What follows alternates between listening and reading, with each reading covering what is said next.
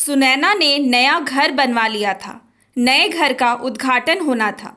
उसे लगता था कि वह भी अपने आलीशान से बंगले में रहे, पर सास ससुर की सेवा करते करते उसकी भी उम्र हो चली थी। उसे जब भी कोई नए घर के गृह प्रवेश में बुलाता तो उसे एक कसक सी उठती। उसके बच्चे भी बड़े हो गए थे।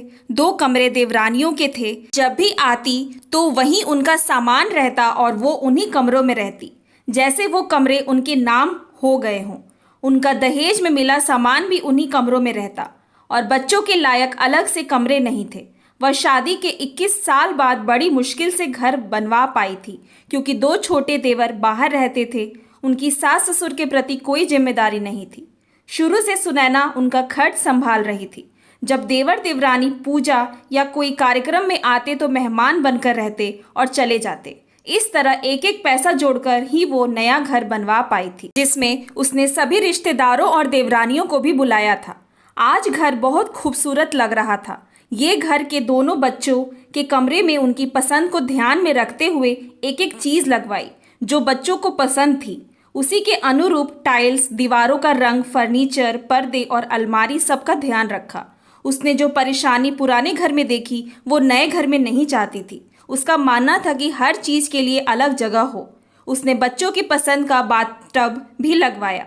इतना सब देखती ही छोटी और मंझली बहू कहने लगी, अरे दीदी, आप यहाँ रहोगी तो मम्मी बाबूजी को कौन देखेगा?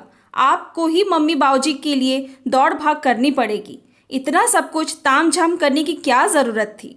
तब उसने कहा, अरे छोटी, अब बहुत हुआ। तुम लोग भी अपनी जिम्मेदारी निभाओ। आखिर मैं ही कब तक जिम्मेदारी निभाऊंगी? देवरानी ने चौंक कर कहा, क्या भाभी, हम तो बाहर रहते हैं। इस शहर में तो आप ही रहोगी, तो ध्यान आपको ही रखना होगा। फिर सासू माँ भी बोली, हाँ छोटी और मंझली, मैंने तो बहुत करा ली बड़ी से सेवा। अब तुम लोग मेरे साथ रहकर हम लोग का ध्यान रखो। तब सकबका कर मंझली बहू बोली, मम्मी, हम लोग तो बाहर रहते हैं, हम लोग कैसे आप लोग का ध्यान रख पाएंगे? और आप लोग ये पुराना घर छोड़कर तो हमारे पास तो आएंगी नहीं। तब सासू माँ ने कहा, नहीं बहू, हम तुम्हारे साथ भी रहने के लिए तैयार हैं। क्या बड़ी बहू ही जिंदगी भर हमेशा सेवा करे? तुम लोगों का कोई फर्ज नहीं है। उसके भी तो सपने हैं कि वह अपने नए घर में रहे, उसका स्वयं का घर हो। जब तुम लोग के अपने अपने घर हैं तो उसका भी है, तो तुम लोग बुरा क्यों लग रहा है? वह हमारे साथ कितने सालों से हमारे घर में एडजस्ट कर रही है, तो अगर तुम लोग अपने स्वयं के घर में रह सकती हो तो बड़ी क्यों नहीं? इस तरह सासू माँ की बात सुनकर वे दोनों कहने लगी, वह हाँ हाँ मम्मी, आप रहिए ना हमारे साथ। हमें लगा आप अपना पुश्तैनी घर छोड़कर कहाँ रहोगी। उसी समय छोटी बहू बोली, मम्मी जी, मैं चाहूँ तो आपको बुला भी लूँ, पर बड़ी भाभी जैसी जिम्मेदारी नहीं उठा सकती, क्योंकि मेरा भी अपना शेड्यूल है। आपको उस हिसाब से रहने में दिक्कत ही होगी।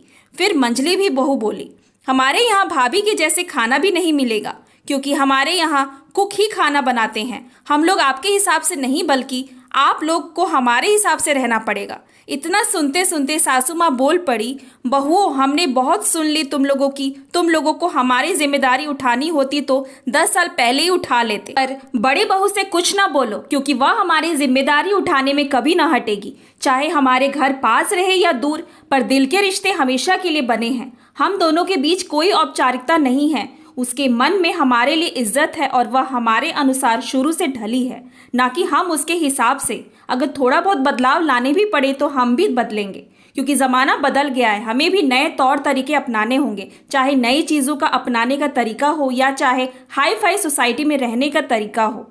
बड़ी बहू जैसी जिम्मेदारी तो निभाकर दिखाओ तो जाने।